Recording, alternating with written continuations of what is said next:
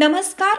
Yes news महाराष्ट्रामध्ये आपल्या सर्वांचे स्वागत. गोवेली ग्रामीण रुग्णालयाच्या वैद्यकीय अधिकाऱ्यांच्या निलंबनासाठी सामाजिक संस्थेचा पुढाकार. वेळप्रसंगी कोर्टात जाणार.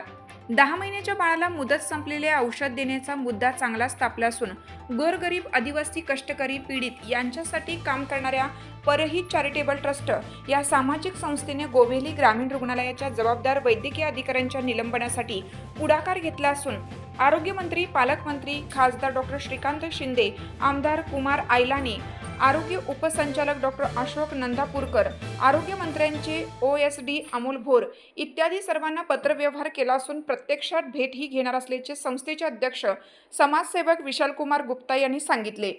शिवाय यातूनही कारवाई झाली नाही तर वेळप्रसंगी कोर्टात जाण्याचा इशाराही त्यांनी दिला आहे. गोवेली ग्रामीण रुग्णालयात 10 महिन्याच्या बाळाला मुदत संपलेले औषध दिले. विशेष म्हणजे ही बाब एका आरोग्य कर्मचाऱ्याच्या लक्षात आली. त्यांनी ताबडतोब हे औषध बाळाला देऊ नका असे बाळाच्या आईला सांगितले. इतकंच नव्हे तर 10 गाव प्राथमिक आरोग्य केंद्रात त्याच्यावर उपचारही केले. ही बाब पत्रकार संजय कांबळे यांनी उजेडात आणली.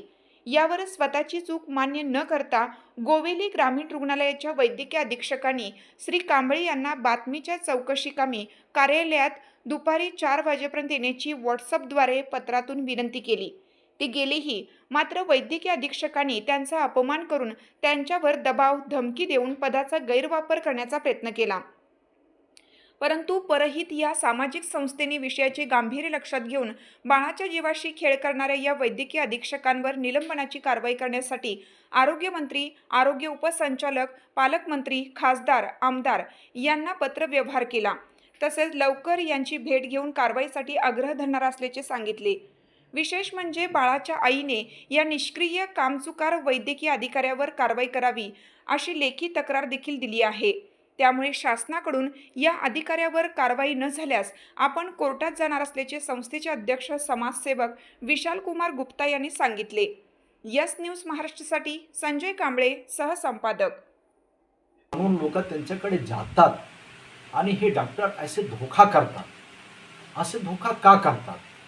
म्हणजे हे याचा अर्थ असा आहे की ते सिरियस नाही म्हणजे कुठे ना कुठे काय नाही काय भ्रष्टाचारमध्ये लिप्त असतील म्हणून असे आढेटेढे काम करतात. आता समजा 10 महिने पूर्वीचे औषध ते असे लहान मुलीला देतात. ते क्षम्य आहे का? अजिबात क्षम्य नाही. त्यांच्यावर कारवाई व्हायला पाहिजे. म्हणून मी सगळे जेवढे पण शासन प्रशासन आहे त्यांच्याकडे कारवाई होण्यासाठी मागणी केली आहे.